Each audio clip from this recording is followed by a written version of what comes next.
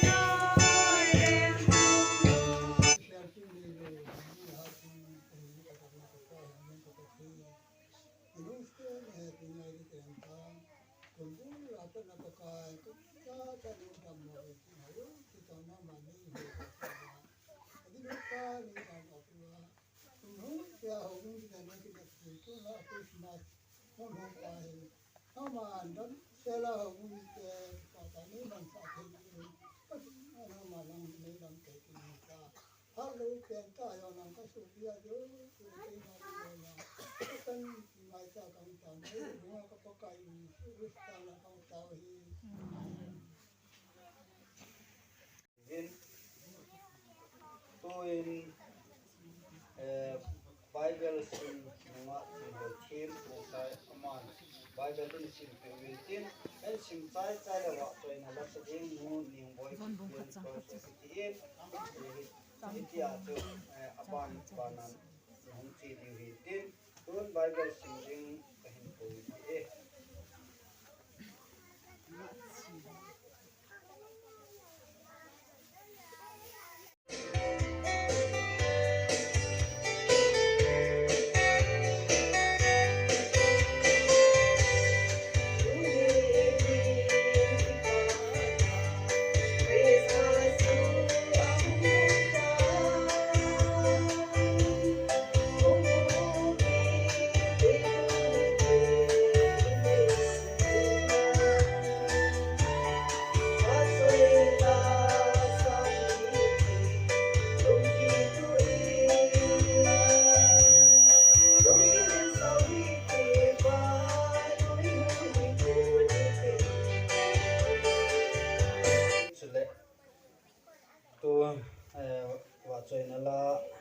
anh chỉ bay hitin rút tên dòng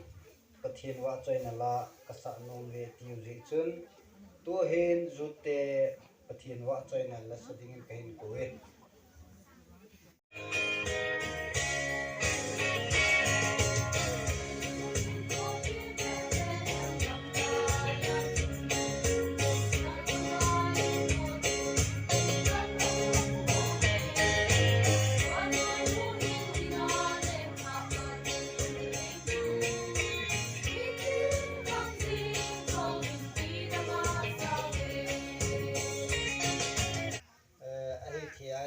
te ho long chilanga supi hong hi a hele lu ten na ngai chi oi tin chi le do le wa le ho yong ta lovin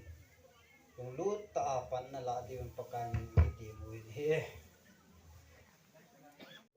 ni ma sawan na le do bin thu chen ana ki mang pa chu ani ki sei pa thu chen chu the word become flesh ta sa pe hong so ta chu thu pi hin ka lang le sam khat kan khel din tu tu se ai pan nam ka ti le thu kil ta yen na me cha pa hom tham chu he thiam lo di hom he zo lo di hom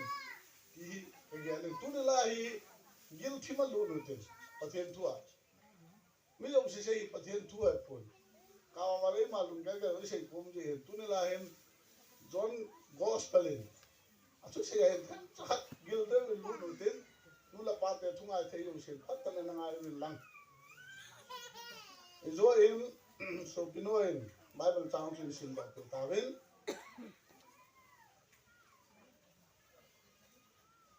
ka sim bengatin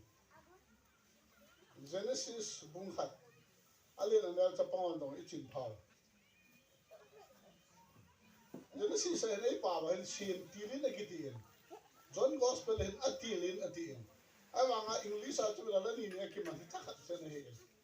ei pa man da hi sen ta khat he interpreted he sen ta khat ale da ni itu loha Old Testament New Testament ki le da ni ki banglam chu ka he po Somehow English has in the beginning at the end. Genesis bungat sang hala bule long in the beginning at the end. John Gospel bungat sang hala juganale in the beginning at the beginning. Ama el pau juganale khanahin same tilin at the khanahin atilin at the ai pion the tem takha het tin de usa in simin kating same tilin pathe ni balale se ai same tai isim dona pathe na chu pathe bu ki lan pai na tom cha ta na ne hote one relationship go isi pathe chu tu ni him bel he mahin ta sa pen hong ping tai ti zo ni pru ya tu chang gan ko hi tu ni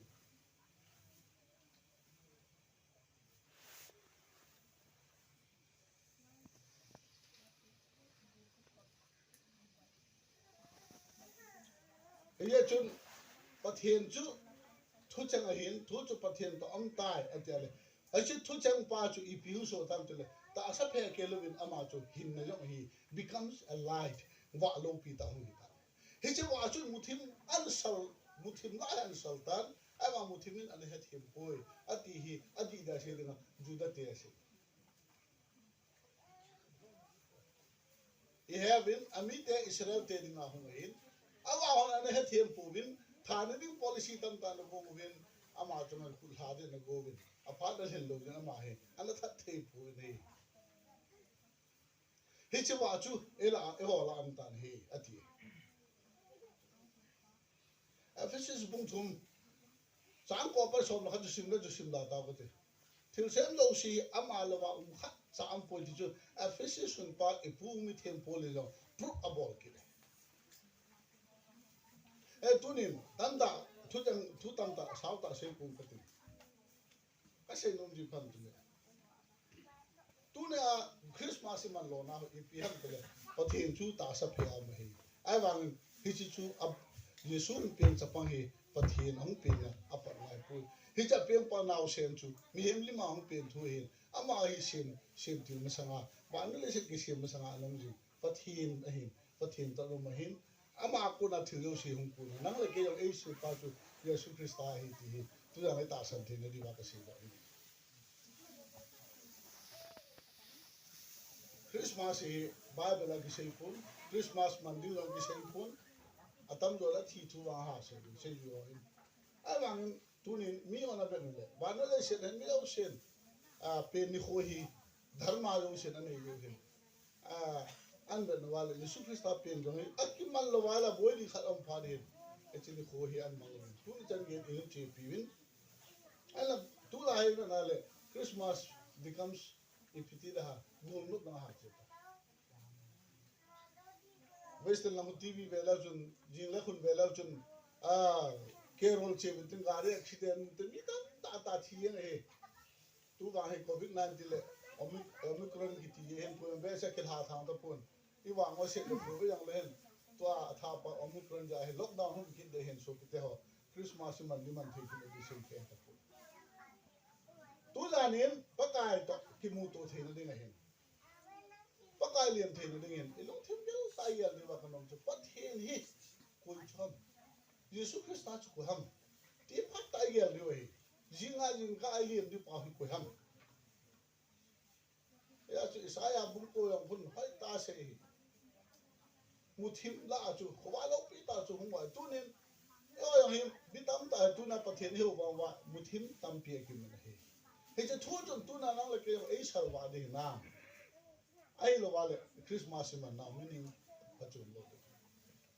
jang ko le ko mi pe pen hol sa bi gam tin bo lo pi bo jong le a pa chu lo di ji gam ke le nei kho chu Yesu Christa wa chu asal wa de na ahum pem pa na se ni na nga de nga wa lo pi a se pam de na hi cha ko le na na wa do di nam te su pi ta khana ka se lo no Yesu chu pathe de hi pathen chu ta sa phe ahum pe na a ye chu e ho e ngai ni chu a khum khan la nga lu tang ka thu pathen cha pa hi source of light wa hung kun lo tu nin electric ki ba hi electric pe ang kun mo ha electric ya kun an kilo do onte tu ya kun chu tu le electric chu ki ma nam lo be chu tu mi to la lo hin hi cha kun na electric a source light source I ga na le adi ta le thing pu mam I pam le kilo tu ya kun na tu power a kun na hi hi pa nga zu tu na Christa hin ani pa mi pen tha hi naw hi sagao thing chu gam ti pa ka I swa kun na hi chi wa chun tu ni ba no ya sa le tu na le ke ai sa le hi ai wa ngen mu thi bi I ki se lo bin wa ai ku po do non to o the do wa wen I chon se na pa the na so ai soi bol ngam po we I ki mu ne ki se lo ne sang ko ke wa ho ya ki se wa asung la nga ki sil lo wa ta ba nga hi yo lo ki se lu tam ki wa ki sal wa so lo he chi Yesu Christa hu pe hi juda te dinga khat chom lo na he chi ya chi ke mo chi ho in asle ka thi mo I bin jing la all in tham cha ka sei nam ta ya chi tu la na hi la wa chu wa mo ya hin pa thien thu chu wa in ong pe mi au sen amu the na dingin ong pe ngin jo ne ka sei ko pen ta chu I pi dinga wa na mi hun te mo le the mo chan di ham a chai na ga se no I ya chu wa na no hun te le pa the dang sma chu the mo le chan di why thil dang ye lo Christmas na man lo ye lo di hi hovin na kai lo ye lo di hi thap som na pe lo ye lo di hi pa thien cha pa na ta san lo ji I ta san lo ko hi na ta san lo chu the mo chang sa ta ji chu jo ni gospel disbelief ta san lo ko na ta san ale wa chu na ki kho wa sa na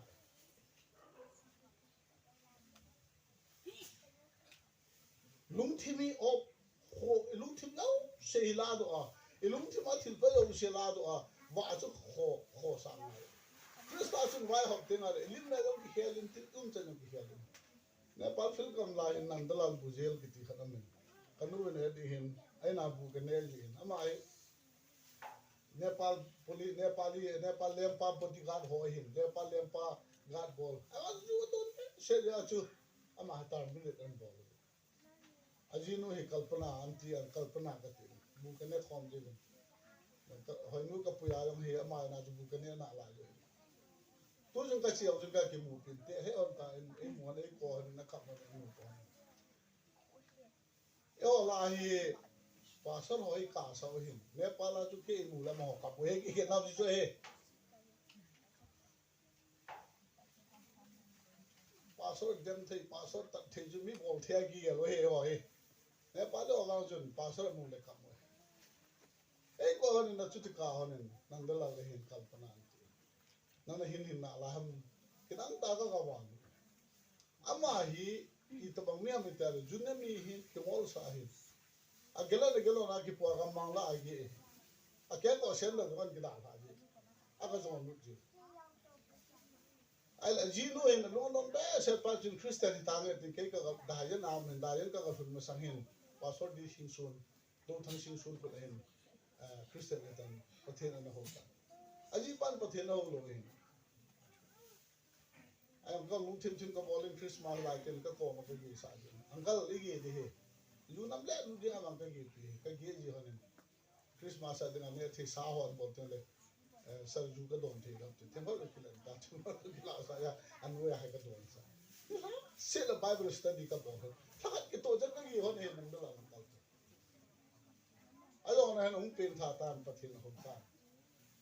a thang se sa ne pa le ho si pe sem te le isu dharma ati ja mo christian isu dharma hong he nam da la ding na pa pen ta e ti a tho jo lo jo ko ma ta ra nga chu ra kha ông chú toàn là thằng kim bia phá rồi về chú toàn là lôi họ to chế tàu tết thì lôi là cái chế hết talo kulang zone di pachun bazar lang an na hoa kya lam pian zo a kho na chu char ali bazar mu thuma ayun chu la mu chung la chu he chen ga ki mol sa pachun pathen au pa na ai hu ki khela kho khet na pathen olem de do a pathen na wa zo e mi la sa thi in mo mi ona mu te la nang da la ding christian hi apa chu mi ati chu ala tu na christmas man hi kile sa o thone na christmas man wa ala ipi wala na christmas man wa wala yesu pe ni na kri dinga pacho ma pacho lam te tu ya na patai gel kum ya kum so na christmas man wa kum so tu christ ala hum pe pa yesu hi pathian chu hi ti ki che ta in khoi isal ba sa lo ye wa chu tu na pacho me sa kala lo ya ke e mi la christmas ani interest ka la lo ni ko mi ga po pa speaker e pa sa tu ke se le ngai po na ye chu no le kho su ma na bol cho de na cha de le ko la ju kham ki da lo i pi pacho no ka ti mi ga po jin za ne so ma cho ken bible study ka le khom na ka ya pu bible study ka po je tu se de ki ka be de le kha sim thei ha ala nga nu pa la sa ala nga cha te kham ba ki da lo nga ko la lim ki la be na tho a tho yo he lo he cha do la ye su pen dang ka ti Christmas si amini hi pam tele thu na ki sei pa them ga ho tam ta na sei pa chu tu na ta sa phe ang pe chu he chu ta sa phe chu wa hi chu don hi chu wa chu tu ni nang na sa lin na na don lo le muthim na hi muthim chu na don lo wale yesu pe lo po nang do bi na chu a phat chu na na hen ko ki khel tu ni gen christian ai tan ai ko ki khel tan a cha te ni tu ni noi lang lang na to ma chi honin building le ki sa ben tu chu ka chi chu ki dan ba sa he yen o bi na hoi ta han ni ki sa lang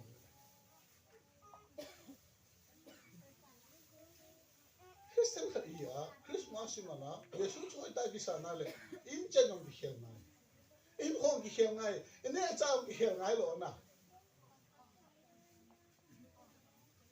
in don in ne cha ng ki khel ngai chu in khoman nan ki khel ngai chu e thil ko na ng ki khel ngai chu he chu Yesu ba no ya hung pin lo na amini ni chi choi bo ve chu ke te ho Christmas asun dan ni sagi mountain ko lu la ba ngin lam ko phi ya bo dong le Yesu di ta na ki salwa sa lo wale apa chu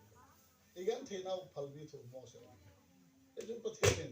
o bu mi te ho jin fa pa lai man na di wa new year in china la di bin e se do no pa the la man cha ji e ho ko khat be ki khela Christmas man jen ku te khat be ku ki khela ti tu ni ga kum song ku dong hin ni dan pa ja kha lo hi e tu chung ben patan pa the na ku na ku tu dan ki ga lu tin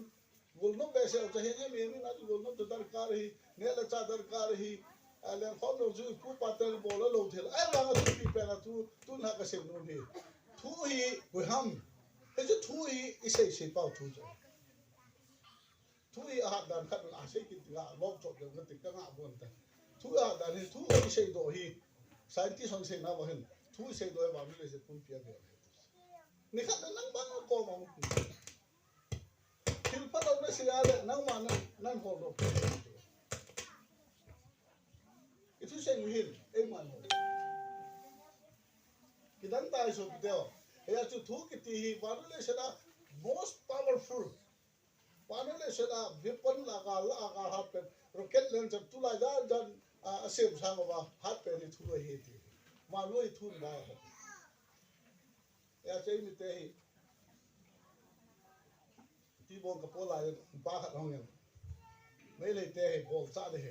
ang ti cho ra chan bol ke ipine bol ko hum ke tum ba ya bon ke phalwa ipine bol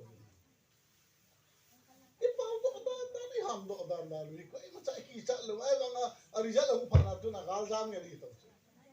ke yong gal jam na yong gal jam mi long ya ki ga la mi ti wa ta ya na chi de de la mi ham do te mi pau do te e pau chang wi e di se ya ki sa lo ba pau hi che ki da mi khal yu ho do ki na let pu chung a zum ki de he ka cha pa ti mo thien ne lai e mi han se ke he ui chal ka ti le ui chal nei ti ale ui chal pa chu ha mo ti le ke he cho i se ki sa lo ge ui chal ka ti a pa chu ke he cho ui chal len chu nang he ti se di bi he le thu se ale ari ya hum ki le pa he chu thu ha dan da ni wa no i thu na pu tu na ju no lang hoi lai long le ke hu na tu na bar ma te ya sa lu ke hu na mai me mar te ya lu he le chu pat mi se ngai lu ya sa lu he sen mi da bo wa ya sa lu thu ya ki la lo pe tu na se thu lo se ni khat le wan ga mi hun te le i se do ma cái se pa ga ju lo wa le wan ga hun te le pathin le pu lai pu na le se thu la cái chúng ta thêm nói chân thì chú thu hệ lâu pi thu chú bắt thiệt chú ta sắp phèo cái ta sắp phèo chú hoa hin cái là hoa hồng in cái sản thể lâu vậy cái chú thu mà chú cũng cái thêm nói chân đi lấy một hồng ăn chén hồng bông mi ta thêm nói chân đi chú anh thu pi cái là thu pi đúng ra chú trong trái hồ mình tên cái sinh là hàng lăng kỳ phan nói lăng cái nút nói lăng năn hồ gì thì cái sinh là sinh để tắm chơi cái mà thêm đi cái chân chúng ngang cái tí sinh đó nào bắt thiệt chú hoa chân đi vậy athadan pathe bu ta amen tigo take it diwa hi jing ko a hi bible ki tel na de he yong chu he diwa pa kai mena ga ki tel ki hin tin chele hi che a hen program a hen la no zo se tu ni ha sa ho ki pa na sa ho le tu a ki chen na sa ho pi jo sin bo chaw ni ha pa tu ni recording kain bon na achom lam ta in sim hang date 24 December 2021 nikha kai khom